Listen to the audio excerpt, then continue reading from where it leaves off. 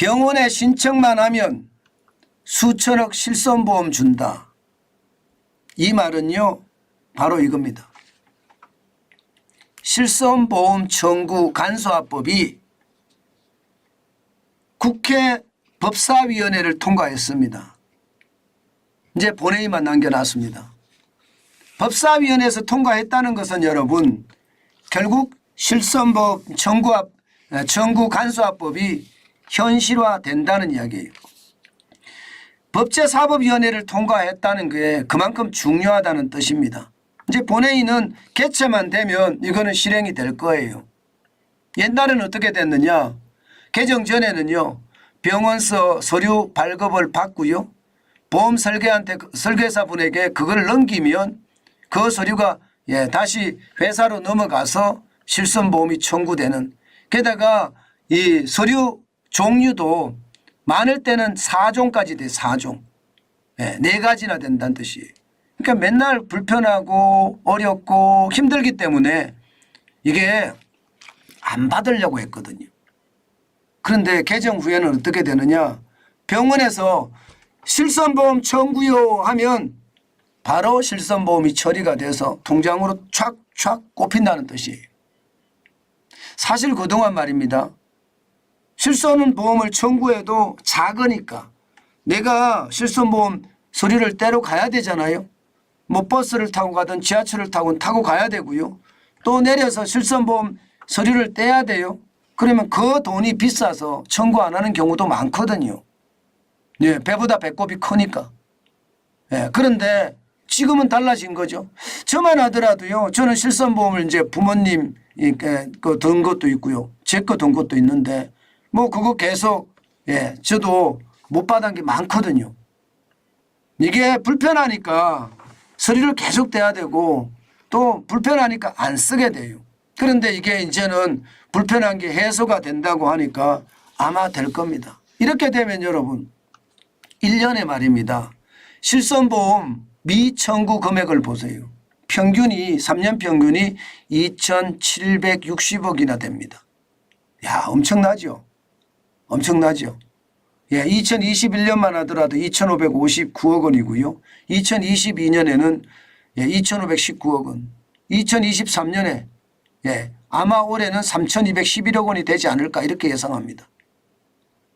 그만큼 말입니다. 실손보험 청구가 이제는 쉽게 간소화되고 수천억 원이 이제는 이렇게 잠기는 것이 아니라 이제 보험 가입하는 가입자들에게 돌아간다는 이야기죠. 야, 이거 됐으면 하고 이야기 참 많이 했는데 이게 법사위원회에서 사실은 안 통과할 수도 있었거든요. 그런데 여론이 장난이 아니니까 결국 법사위원회에서 통과를 시켰습니다. 그동안 말입니다. 이제 진료 금액이 적으니까 청구 안 하고 방문 시간이 부족하니까 청구 안 하고 증빙서류 보내기 귀찮아서 청구 안 하고 나중에 청구하지 뭐 하면서 청구 안 하고 이렇게 한 것이 굉장히 많았었다는 뜻이에요. 그런데 이게 이제 일거에 해소되지 않을까 이렇게 생각을 합니다. 물론 말입니다. 법이 통과된다고 하더라도 바로 되지는 않을 거예요. 왜냐하면 전산망 구축 시간이 또 걸리거든요. 이게 일반적으로 보험회사 입장에서는 돈이 많이 나가는 이야기잖아요. 그러니까 이게 반드시 줘야 되는 돈인데도 불구하고 전산망 구축이 그렇게 빨리 일어나지 않을 겁니다. 적어도 말입니다.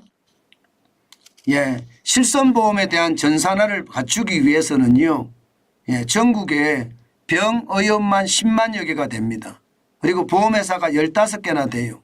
그러면 10만여 개의 15개 보험사에 전자정보 시스템을 구축하는 게 필요한데 적어도 상급 의료기관만은 1년 정도 그다음에 그냥 의원급은 2년 정도 걸릴 거라고 예상을 하거든요.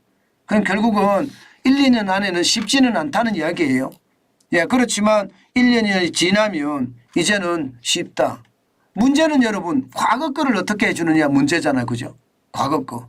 과거 거도 저는 청구가 안 된 거는 병원에 전화만 하면 소급돼서 다 해줘야 된다고 생각을 합니다. 현재까지는 그렇게 나오는 모양새 같아요. 현재까지는.